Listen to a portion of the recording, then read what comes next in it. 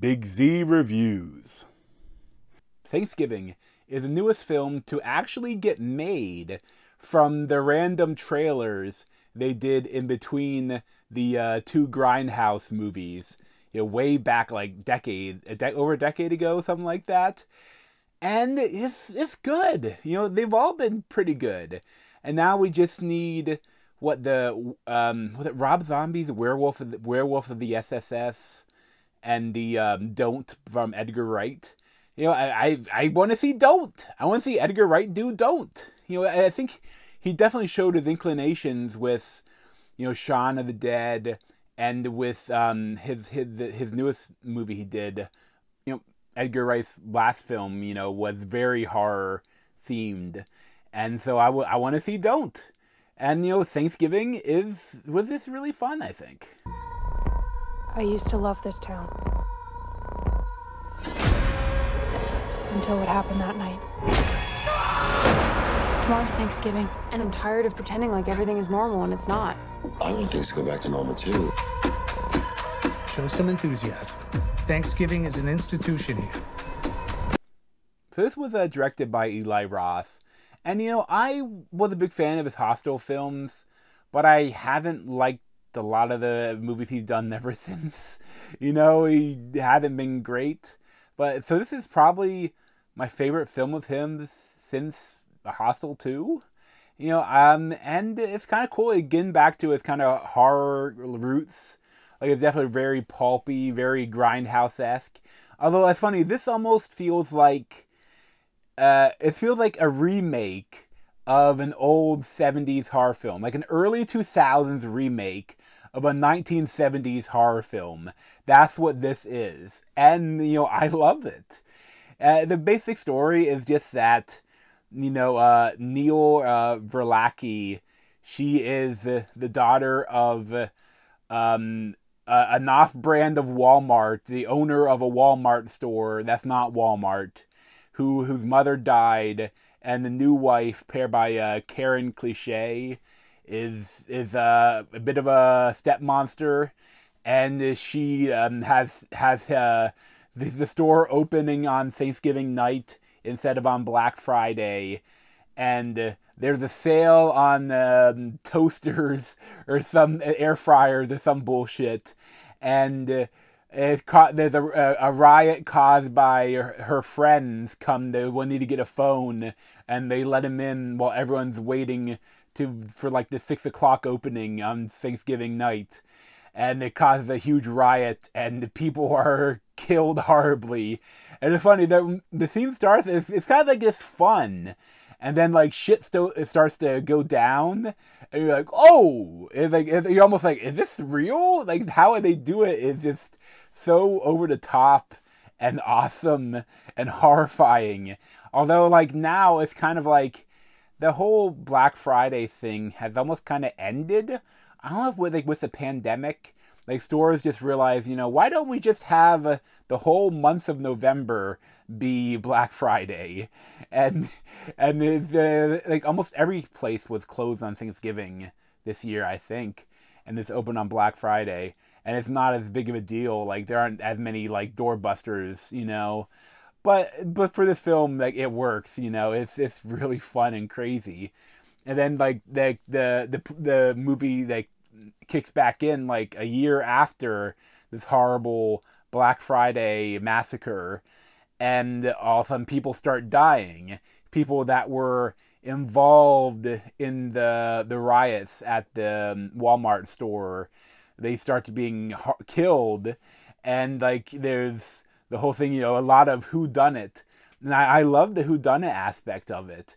It reminded me a lot of Scream, where like, it's got to be one of these cast of characters that's doing it.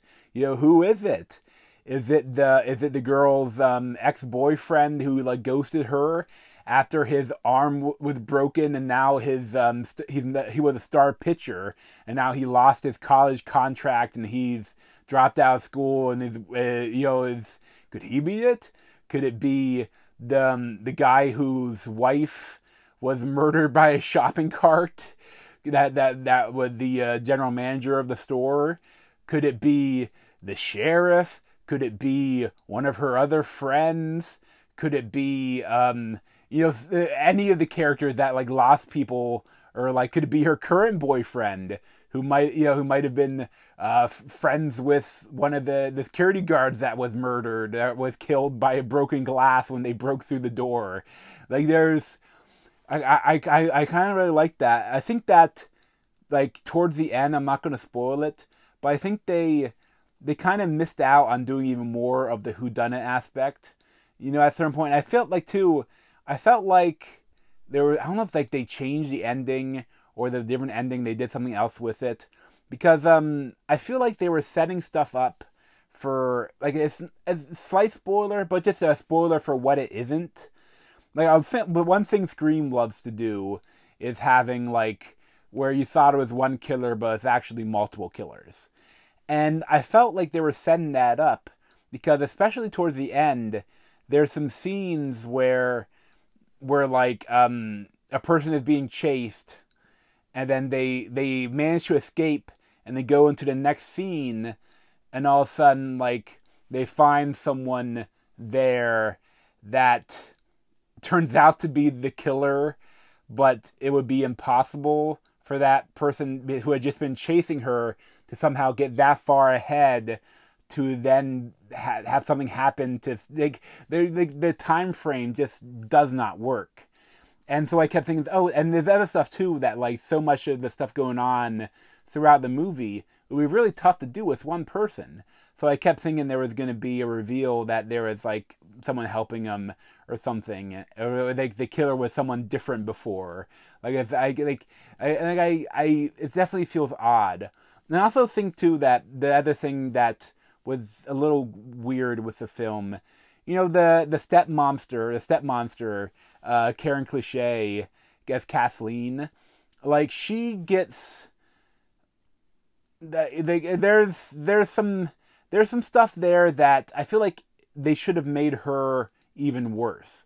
Like, she's obviously bad, and she's also obviously a bitch, but I feel like they need to have more scenes with her and the main character, Jessica, the daughter, like more of her being a monster to her.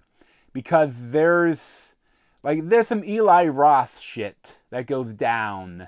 Whereas throughout the whole movie, there are some really good kills, but like there's one whole long scene that is like a horrifying murder and aftermath murder. And I feel like if you're going to do that to the character, you have to earn it a little bit more than they did. But at the same time, it was a cool scene. So like, if you're trying to, it could have been even shorter, so like, it was like pushing 2 hours, I think. So you're already a little long. So I understand but if you do like another scene of her doing bad stuff, they need a little bit more of her being a monster, to earn that, But as a whole, it's just really fun. We need more Thanksgiving themed horror films. There's a lot of Christmas ones. There's not as many Thanksgiving ones, and this is great. This is I could see watching this around every year. Every couple of years around Thanksgiving, because this is really fun. I'd probably give like an 8.25 to an 8.5 out of 10. It's definitely not, like, it's definitely issues with it, but I had a hell of a lot of fun with it. So thanks for watching. If you want to see more of me, you can subscribe down below. Thanks.